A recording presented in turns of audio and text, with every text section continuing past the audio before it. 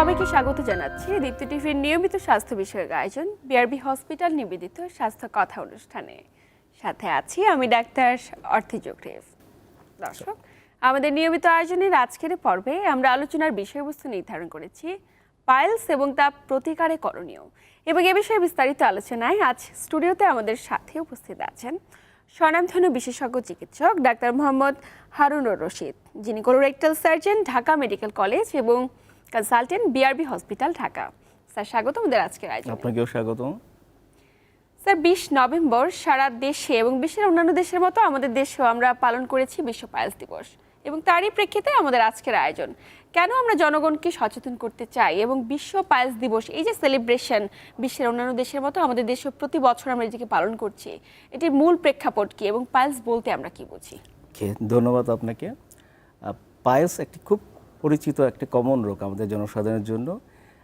গত বছরের একটা পরিসংখ্যান অনুযায়ী 2021-22 পরিসংখ্যান অনুযায়ী আমাদের সারা ওয়ার্ল্ড ওয়াইড 10% 10% লোক এই পাইলস রোগে ভুগছে। তার মানে প্রতি 100 জনে 10 জন রোগ ভুগছেন, এবং এই রোগটা আমাদের দেশেও অন্যান্য দেশের মতো প্রচুর পরিমাণে এই দেশের রোগী আছে।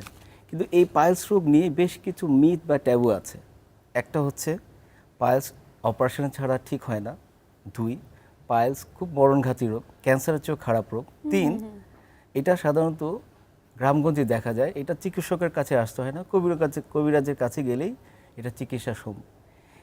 এই বিষয়গুলো, এই ট্যাবুগুলো ভাঙানোর জন্যই আমরা সাধারণত এই পাইলস দিবসটা পালন করছি। জি, এই বছরে আমাদের পাইলস দিবসের স্লোগান হচ্ছে কথা বলুন, পাইলস নিয়ে ভয় নয়, সুস্থ জীবনযাপন করুন, পাইলস প্রতিরোধ করুন। নিশ্চয়ই। এই যে আমাদের যে প্রতিপাদ্য বিষয় ছিল এবছরের, তো এই প্রতিপাদ্য বিষয়ের ভিত্তিতে কিন্তু আমরা এতটুকু আমরা সুস্পষ্ট যে আমাদের দেশে এখনো অসংখ্য ব্যক্তি রয়েছে যারা পাইলস রোগে আক্রান্ত, কিন্তু সুনির্দিষ্ট সময়ে কোনো চিকিৎসকের শরণাপন্ন হচ্ছে না। সঠিক ধারণা না থাকার কারণেই অধিকাংশ রোগী, স্পেশালি যারা আমাদের গ্রামে গঞ্জে থাকেন, তারা এই রোগের ব্যাপারে চিকিৎসা নেওয়ার জন্য চিকিৎসকের কাছে না এসে কবিরাজ অথবা হোমিওপ্যাথি রোগীর কাছেই যাচ্ছেন। তাতে হচ্ছে কি যে এই রোগের প্রাথমিক পর্যায়ে যেটা হয়, এই রোগ খুব প্রাথমিক পর্যায়ে যদি আমরা নির্ণয় করতে পারি, ওষুধে দিয়ে 90% রোগী, 90% রোগী ওষুধে সুস্থ করা সম্ভব।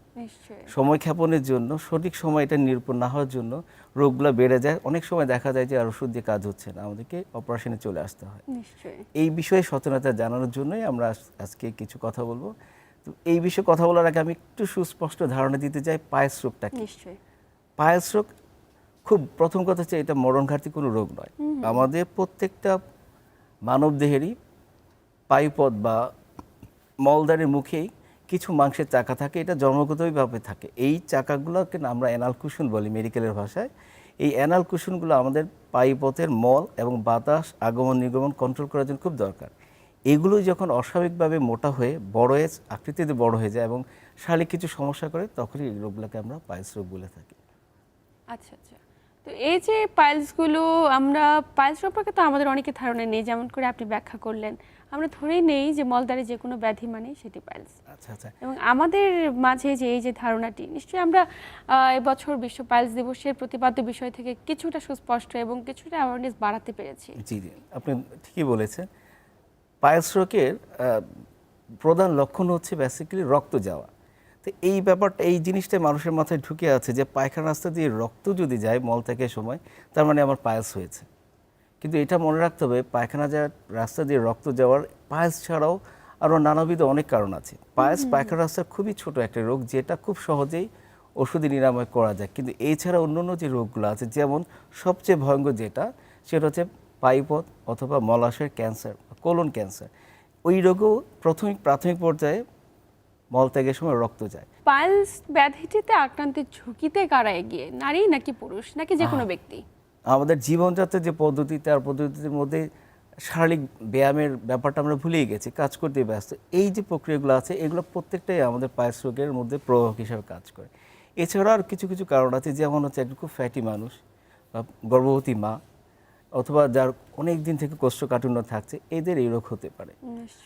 জেনেটিক কিছু ব্যাপার বলে, অনেকে বলে যেটা উত্তরাধিকার সূত্রে আছে, তবে সরাসরি ওভাবে ক্যান্সার রোগের মতো যে বাবা দাদার হলে ছেলে বা মেয়ের পাইলস হবে এরকম কোনো লিঙ্ক এখন পর্যন্ত আবিষ্কৃত হয়নি। মোটা কথা হচ্ছে, মোটা দাগে বলা যায় যে খাদ্যের অভ্যাস এবং লাইফস্টাইল এই দুটোই আমাদের পায়েস রোগ হওয়ার অন্যতম কারণ। নিশ্চয়ই। তো একজন ব্যক্তি আর বিশেষ কি কি ধরনের উপসর্গ উপস্থিত থাকলে তিনি একটু সচেতন হবেন জি জি। বা চিকিৎসকের শরণাপন্ন হবেন? পায়েস রোগের লক্ষণের মধ্যে দেখা যাচ্ছে যে রোগীরা আমাদের কাছে সাধারণত আসে যে তার বাথরুম করার সময় মলত্যাগ করার সময় কিছু একটা বের হয়ে আসছে, এবং এইটা যে বের হয়ে আসছে তার সাথে মাঝে মধ্যে কিছু সময় তার পায়খানার সাথে রক্ত যাচ্ছে, এবং এই রক্ত যাওয়াটা পুরোটাই পেইনলেস, কোনো ব্যথা থাকে না সাধারণত। আচ্ছা। বা তার আরও কিছু দেখা যাচ্ছে তার চুলকোনো থাকতে পারে, তার আমের মতো মিকাস সিক্রেশন থাকতে পারে, এইটা হচ্ছে স্বাভাবিক লক্ষণ। এছাড়াও আরও কিছু কিছু রোগ আছে, যেমন অ্যানাল ফিশার বলে একটি রোগ আছে, এই রোগেও পায়খানার সাথে রক্ত যায়, তবে সেটাতে তীব্র ব্যথা থাকে। আচ্ছা। ফিস্টুলা বলে একটা রোগ আছে যেখানে রক্ত মিশ্রিত ময়লা বের হয় এবং এখানেও ব্যথা থাকে। এবং সবচেয়ে ভয়াবহ ব্যাপার যেটা, যে পায়খানার রাস্তা পায়ুপথের যে ক্যান্সার যেটা, সেটার লক্ষণটাও এক্স্যাক্টলি হেমোরয়েড বা পায়েস রোগের মতো, পায়ুর সাথে রক্ত যায়, কখনো ব্যথা থাকে কখনো ব্যথা থাকে না। এই জিনিসটা আসলে রোগী নিজে থেকে আলাদা আইডেন্টিফাই করতে পারবে না যে তার পায়েসের জন্য রক্ত যাচ্ছে না তার খারাপ করার জন্য রোগীর জন্য রক্ত যাচ্ছে। এই জন্য আমাদের এবার প্রতিবদ্ধ হচ্ছে, যদি আপনার কখনো পায়ুপথের সাথে রক্ত যায় অবশ্যই রেজিস্টার্ড চিকিৎসার সাথে দেখা করে পায়ুপথের একটু চেক আপ করে নেবেন। আমাদের দেশের প্রেক্ষাপটে আমরা অধিকাংশ ব্যক্তি তো দারিদ্র্য সীমার নিচে বসবাস জি, জি, করছি, জি। এবং তাদের সামাজিক হীনমন্যতা, লজ্জাবোধ কিংবা সংকোচবোধের জায়গা থেকে অধিকাংশ নারীরাই কখনো পুরুষ চিকিৎসকের সামনে এসে তাদের লজ্জাস্থান দেখাতে এখন পর্যন্ত স্বাচ্ছন্দ্য বোধ জি জি করেন জি, না। এইটা একটা খুব গুরুত্বপূর্ণ কথা আপনি বলেছেন যে আমাদের অধিকাংশ রোগী মহিলা রোগী, এবং মহিলারা, আমাদের গ্রামগঞ্জে মহিলারা ধার্মিক মাইন্ডের হওয়ার কারণে ওনারা এই ব্যাপারটা বলতেই চান না, আর ফিজিক্যাল এক্সামিনেশন দূরের কথা। আমাদের গাইনোকোলজিস্ট ম্যাডাম যে ডেকেছিলাম, ওনাদের কাছে মহিলারা তো বিভিন্ন প্রবলেম নিয়ে যায়। যদি এরকম হয় যে ওনাদের কাছে গিয়েছেন সে ফর অ্যান্টিনেটাল চেক আপ, বাচ্চা হওয়ার আগের চেক আপে, ওই সময়টাতে যদি উনি জিজ্ঞেস করে নেন যে আপনার পায়ের পথে কোনো সমস্যা আছে কিনা, ওই সময় যদি উনি একটা ডিআরই করে কোনো একটা ফাইন্ডিংস পান, তাহলে উনি ওনাকে কাউন্সিল করে আমাদের কাছে পাঠাতে পারেন কিনা, এই ব্যাপারে আমরা আমাদের মহিলা কলিগদের সাথে সমন্বয় করে কাজ করার চিন্তা ভাবনা করছি। আর এখন অ্যাডভান্স মেডিকেল চিকিৎসা এত অ্যাডভান্স হয়েছে, আমাদের অনেক মহিলা ডাক্তার এই কোলোরেক্টাল সার্জারিতে পড়ালেখা করছেন, এই বিষয়ে ক্যারিয়ার করছেন। সো আপনি যে এই রোগে ভুগেন, আপনি যদি মনে করেন যে মহিলা ডাক্তার দেখাবেন, বা আপনার ধর্ম আপনাকে পুরুষ ডাক্তার কাছে আসতে বিধিনিষেধ করছে, আপনি আশপাশে অনেক মহিলা ডাক্তার আছে যাদের কাছে আপনি চাইলেই যেতে পারবেন। কিন্তু এখন পর্যন্ত আমাদের দেশে মহিলা সার্জন কিংবা মহিলা বিশেষ করে কোলোরেক্টাল সার্জন অনেক ঘাটতি, অনেক ঘাটতি। এটা এবং অবশ্যই প্রত্যন্ত ঘাটতি। অঞ্চলগুলোতে তো একদমই আমরা পাই না। হ্যাঁ, এখনো মানে প্রয়োজনীয় তুলনায় অনেক ঘাটতি আছে, পুরুষ মানুষেরও ঘাটতি আছে, অনেক কোলোরেক্টাল সার্জারিতে ইনফ্যাক্ট ঘাটতি আছে। আগে এটা জেনারেল সার্জনরা দেখতেন, এখন আমরা বিশেষায়িত একটা বিভাগ কোলোরেক্টাল সার্জারি করি যাতে এই বিষয়ে এমফাসিস দেওয়া যায়। হ্যাঁ, এই মহিলার ডাক্তার ঘাটতি আছে, তবে আসার কথা এখন আমাদের যে ঢাকা মেডিকেলে আমাদের রেসিডেন্ট আছে, আমাদের ট্রেনি আছে, এর মধ্যে অধিকাংশই মেয়ে ডাক্তার কোলোরেক্টাল সার্জারিতে আসছে। আমরা চেষ্টা করছি মহিলা সার্জন বাড়াতে, এবং আমাদের মহিলা যে অন্য বিষয়ে যে ডাক্তার আছে ওদের সাথে কোলাবোরেশন করে কাজ করার চেষ্টা করছি যাতে রোগটা আর্লি ধরা যায়। অনেক ক্ষেত্রে পরীক্ষার অপশনগুলোতে যদি একটু যাই, আপনি বলছিলেন যে একটি তো ফিজিক্যাল এক্সামিনেশন, ডিআরই, অনেক ক্ষেত্রে তো চিকিৎসকরা পরামর্শ দিয়ে থাকেন যে কোলোনোস্কোপি করতে হবে। কোলোনোস্কোপি একটি মাধ্যম, তো কোলোনোস্কোপির প্রতি কিন্তু ভীতি কাজ করে অনেকের অনেক বেশি, যেহেতু একটি প্রসিডিউর মেনটেন করে যেতে হয়। এই সম্পর্কে আপনার বলা কি আছে? সাধারণত দেখা যায় পায়েস রোগ নিয়ে যারা আসছেন, আমাদের লেস দেন 1% রোগী কোলোনোস্কোপি রাখে, যেটাতে আমরা সন্দেহ করি যে তার ভিতরে অন্য প্রবলেম থাকতে পারে। তার উপসর্গ, তার ফিজিক্যাল এক্সামিনেশন, তার ডিআরই যেটা আঙ্গুল দিয়ে আমরা পরীক্ষা করে দেখি পাইপথ, সেখানে যদি আমার সন্দেহ হয়, অথবা তার যদি পারিবারিক কোনো হিস্ট্রি থাকে, তার বাবা, তার দাদা কারো যদি পাইপথে ক্যান্সার হিস্ট্রি থাকে, সেক্ষেত্রে আমরা কোলোনোস্কোপি করি। হ্যাঁ, কোলোনোস্কোপি নিয়ে একটু ভীতি আছে যে খুব পেইনফুল কিনা। অ্যাকচুয়ালি কিন্তু এইটাও একটা মিথ। কোলোনোস্কোপি কিন্তু পেইনফুল না, এটা রোগীকে পুরোপুরি ঘুম পাড়িয়ে করা হয়। একটি সময় পর্যন্ত ছিল যখন অ্যানেস্থেসিয়া ছাড়াই করা হতো, কিন্তু এখন প্রযুক্তি অনেক উন্নত, অনেক আপডেট হয়েছে। রোগী বেসিক্যালি আমাদের কাছে আসেন, আমরা আগে থেকে বাথরুম ক্লিয়ার হওয়ার জন্য ওনাকে ওষুধ খাওয়াই, উনি আমাদের কাছে আসেন, 10-15 মিনিটের জন্য ওনাকে ঘুম পাড়িয়ে দেওয়া হয়, কোলোনোস্কোপি করা হয়, এবং এটা এখন মোটামুটি 100% পেইনলেসলি করা হয়। এটাও একটা মিথ, ট্যাবু, যে কোলোনোস্কোপি করতে খুব কষ্ট হয়। পাইলস হলে কি কি ধরনের উপসর্গ প্রকাশ পেতে পারে এবং চিকিৎসা পদ্ধতির সুবিধাগুলো সম্পর্কে আপনার কাছে জানবো, কিন্তু তার আগে পাইলস সম্পর্কে জানার আছে অনেক কিছু। পাইলসে তো নানা ধরনের ধরন রয়েছে বা স্ট্রেস রয়েছে। আমরা অনেক ক্ষেত্রে দেখা যায় পালসের প্রথম ধাপে কেউ আসে, আবার একদম লাস্ট স্টেজে কেউ আসে। তো ধরনগুলো সম্পর্কে একটু বিস্তারিত জি, আপনি জানতে চাই। ঠিকই বলেছেন। পাইলসের মেইনলি আমরা পাইলসের আকৃতি অনুযায়ী পাইলসটাকে আমরা স্টেজ বা ডিগ্রিতে ভাগ করে থাকি। প্রাথমিক পর্যায়ে যখন রোগী আমাদের কাছে আসে এবং বলে এইভাবে যে আমি বাথরুম করতে গেলে আমার শুধু রক্ত যায়, এবং আমি পরীক্ষা করে দেখলাম যে ভিতরে একটা তার চাকা আছে, তো এই চাকাটা কখনো বাইরে আসে না। এটা হচ্ছে প্রথম ধাপ বা প্রথম ডিগ্রি, ফার্স্ট ডিগ্রি। সেকেন্ড ডিগ্রিটা এরকম হচ্ছে যে তার যে চাকাটা একটু বড় হয়ে যায়, সে যখন বাথরুম করতে যায় তখন এটা বাইরে চলে আসে এবং নিজে নিজে স্পন্টেনিয়াসলি চলে যায়। এটা হচ্ছে দ্বিতীয় ধাপ। তৃতীয় ধাপে এই চাকাটা এত বড় হয়ে যায় যে নিজে নিজে চলে যেতে পারে না, তাকে আঙ্গুল দিয়ে ঢুকিয়ে দিতে হয়। আচ্ছা। চতুর্থ ধাপে এটা এত বড় হয়ে যায় সারাক্ষণই বাইরে থাকে। এই যে ধাপগুলো, এই ধাপগুলো খুব ইম্পর্টেন্ট। এই ধাপগুলোর সাথে তার রোগের সিমটম বা রোগের লক্ষণগুলো এবং চিকিৎসাটাও ওতপ্রোতভাবে জড়িত। স্বাভাবিকভাবে বুঝতে পারছেন, যত বড় হচ্ছে তত স্টেজ বড় হচ্ছে, যত বড় হয়ে ভিতর বাইরে চলে আসছে তত তার চিকিৎসাটা কঠিন হয়ে যাচ্ছে।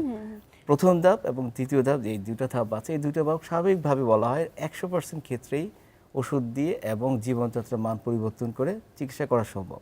আচ্ছা। তৃতীয় ধাপও কিছু কিছু রোগী যারা স্ট্রিক্টলি আমাদের পরামর্শ মেনে লাইফস্টাইলটা কন্ট্রোল করতে পারে এবং ওষুধপত্র কন্ট্রোল করে খেতে পারেন, তাদেরও দেখা যাচ্ছে 50-60% রোগীর, 50-60% রোগী ওষুধে কন্ট্রোল হয়ে যায়।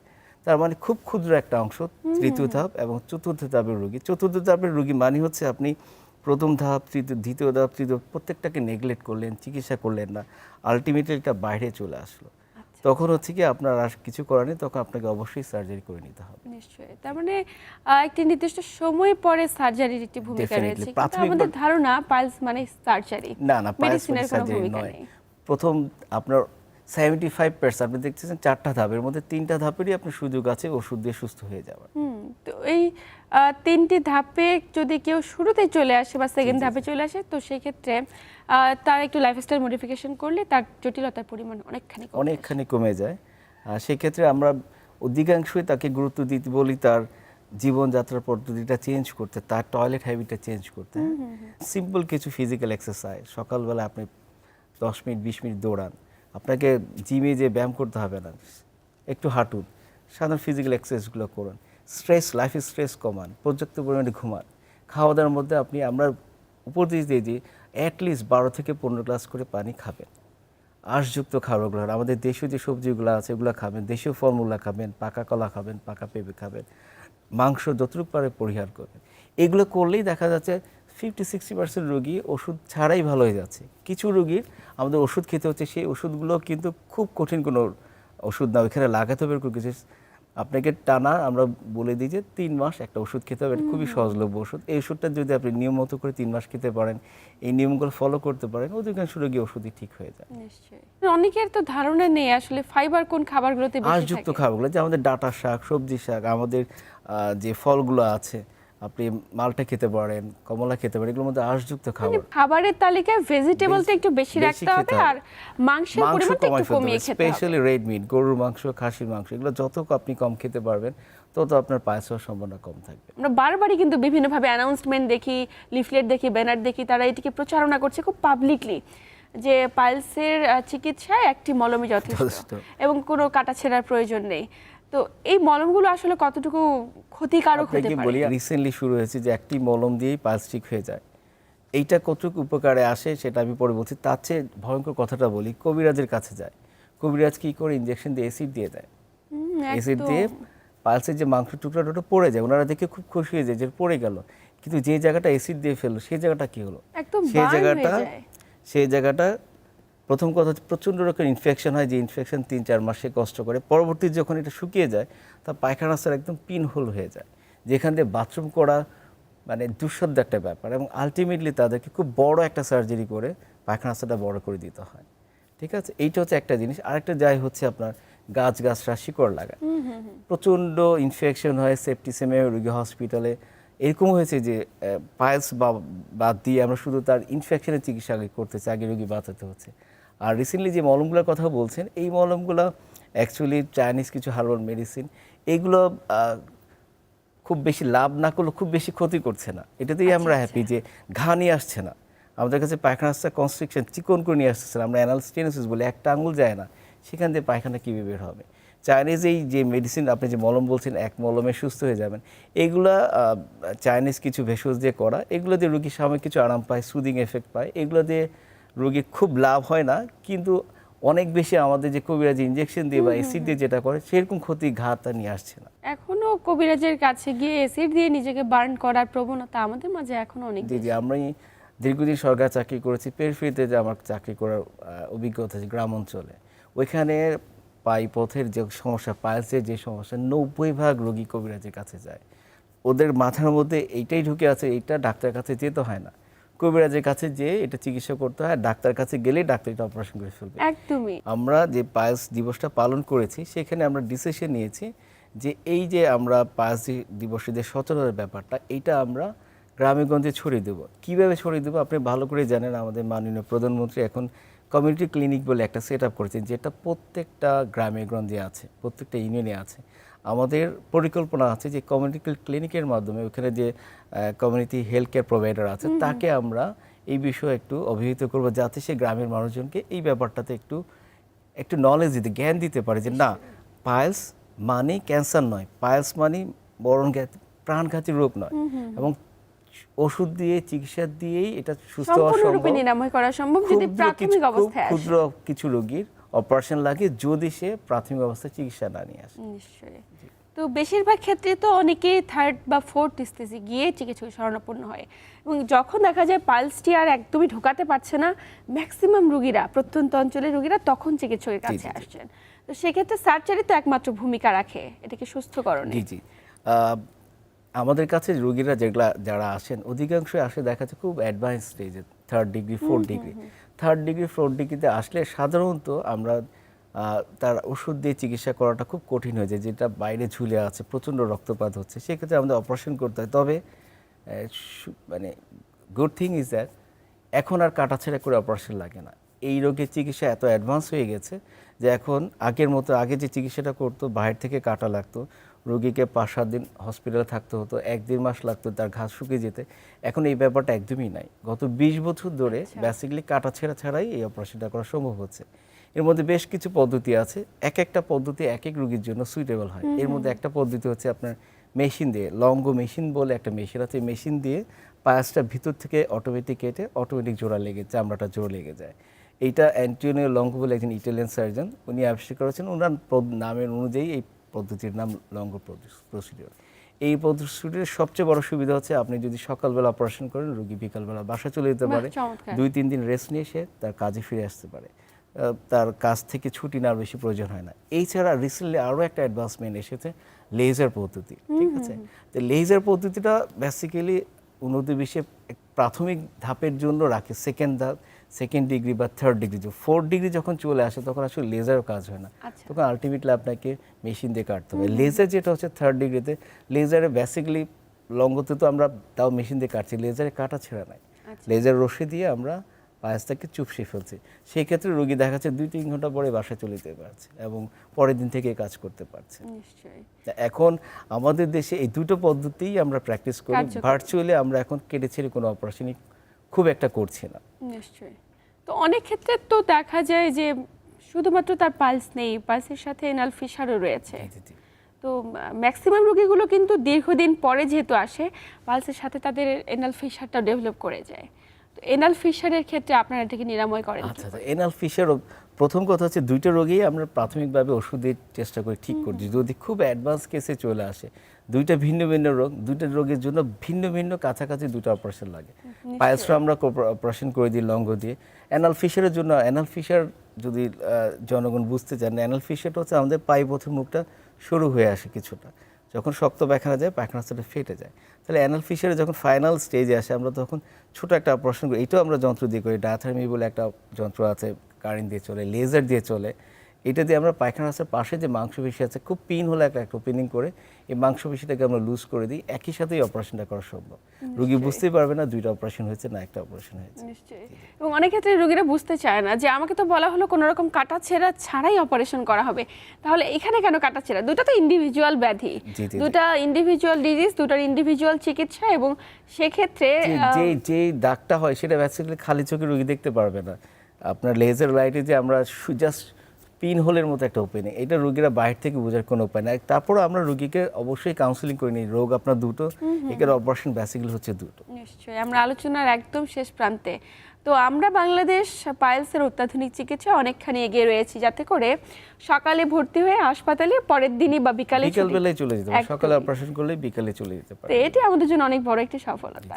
স্যার, আমরা আলোচনার একদম শেষ প্রান্তে, আপনাকে আন্তরিক ধন্যবাদ গুরুত্বপূর্ণ তথ্য এবং পরামর্শের মাধ্যমে দর্শকদের উপকৃত করবার জন্য। ধন্যবাদ দর্শক, এই ছিল আমাদের আজকের আয়োজন। এতক্ষণ সাথে থেকে আমাদের আয়োজন দেখার জন্য সবাইকে আন্তরিক ধন্যবাদ। দেখা হবে আগামী সপ্তাহে ঠিক একই সময়ে নতুন কোনো আলোচনায়। ততক্ষণ পর্যন্ত সবাই ভালো থাকুন, সুস্থ থাকুন এবং দীপ্ত টিভির সাথেই থাকুন।